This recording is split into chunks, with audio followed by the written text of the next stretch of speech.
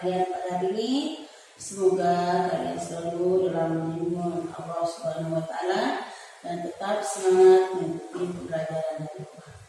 Baiklah anak-anak, kali ini Bu Guru akan menyampaikan materi tema 8 tentang peristiwa alam, yaitu sub tema 2, musim kemarau. Baiklah anak-anak, sebelum pembelajaran Bu Guru mulai, marilah kita berdoa bersama-sama dengan membaca Bismillah. Bismillahirrahmanirrahim. Anak-anakku, sebelum kita melanjutkan pembelajaran, sebenarnya kita akan tahu dulu apa tujuan pembelajaran kita pada hari ini. Nah, yang pertama, setelah kalian mengamati gambar, kalian dapat menggali informasi dan menyampaikan kegiatan di rumah yang berkaitan dengan aturan pemanfaatan air. Kemudian yang kedua, kalian dapat menunjukkan kalimat yang termasuk kalimat pujian. Yang ketiga, kalian dapat menentukan urutan berat benda berdasarkan hasil pengukuran menggunakan alat ukur tidak baku berupa benda konkret. Yang keempat, kalian dapat menyebutkan aturan penggunaan air bersih. Dan yang terakhir, kalian dapat menggunakan kata ajakan secara lisan atau tulisan dengan tepat. Baiklah anak-anak, tentu kalian sudah mengerti atau sudah paham apa aturan yang kalian lakukan di rumah, terutama dalam penggunaan air. Nah, anak-anak, jadi musim itu ada berapa ya anak-anak ya? Musim itu ada 2, musim kemarau dan musim penghujan. Nah, anak-anak, kalau musim kemarau itu ciri-cirinya seperti apa? Ciri-cirinya seperti misalnya matahari itu bersinar terik dari pagi sampai sore hari. Apalagi jam 12 siang, itu sangat panas sekali anak-anak. Kemudian selain matahari bersinar cerah, langit itu terlihat terang anak-anak. Warnanya kebiru-biruan, cerah anak-anak ya. Nah, kemudian manfaatnya pun banyak anak-anak. Misalnya kalian bisa menjemur pakaian atau pakaiannya cepat kering. Orang bisa menjemur kerupuk. Kalian bisa juga bermain anak-anak. Contohnya permainan tradisional, bermain engrang bisa, bermain tapak gunung juga bisa. Nah, itu yang bisa kita lakukan pada musim kemarau anak-anak. Tapi anak-anak, kita juga harus menjaga diri kita dari sinar matahari. Nah, misalnya kita bisa menggunakan topi, menggunakan kaos biar tidak gerah ya anak ya. Nah, itu yang pakaian yang bisa kita pakai saat musim kemarau. Nah, anak-anak, pada musim kemarau itu juga airnya sangat sulit. Apalagi orang yang tinggal di daerah pegunungan anak-anak. Nah, karena kalian tinggalnya di kota, mungkin air itu tidak terlalu susah anak-anak.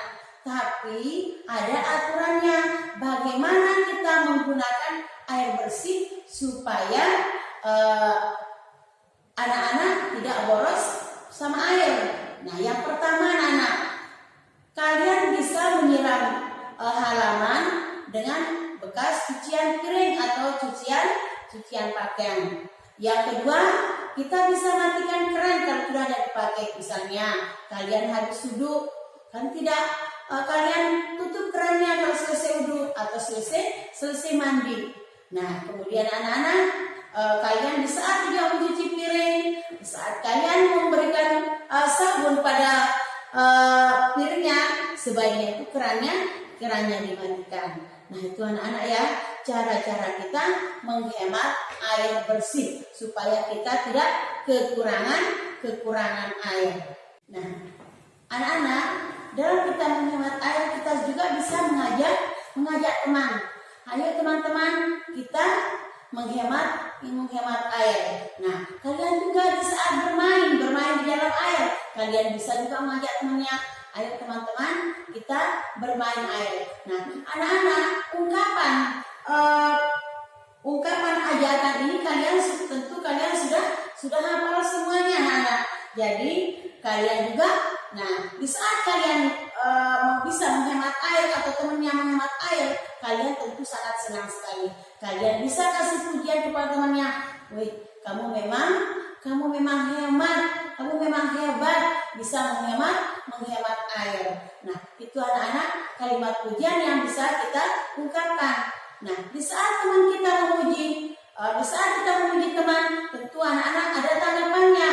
Oh terima kasih ya, kamu sudah memujiku, misalnya seperti itu ya anak ya. Nah, baiklah anak-anak, dalam pembelajaran kita selanjutnya kita akan belajar menimbang. Dalam pembelajaran sebelumnya kalian sudah tahu alat timbang atau satuan tidak baku. Misalnya satuan tidak baku itu kita bisa pakai kelereng, kita bisa pakai bola, kita bisa pakai kerikil ya anak-anak atau batu-batu kecil. Itu timbangan yang tidak baku, alat ukur yang tidak baku. Nah, kalau anak-anak menimbang dengan timbangan yang pasti, misalnya pakai ukuran timbangan, itu namanya timbangan atau satuan baku. Dia akan menggunakan 1 kilo, 2 kilo, 1 on, 2 on, atau dan seterusnya. Itu namanya timbangan baku. Tapi kalau timbangan tidak baku itu kalian mengira-ngira, karena tidak semua kerikil itu sama besarnya. Kita pakai aja alat-alat yang sudah ada. Nah, anak-anak sebelum kalian menimbang, kalian harus persiapkan dulu apa yang digunakan. Misalnya kalau di bukunya dia alatnya itu menggunakan penggaris panjang, bisa juga dia pakai hanger. Nah, kemarin juga saudara guru menyampaikan kalau kita pakai hanger, kita pakai kresek.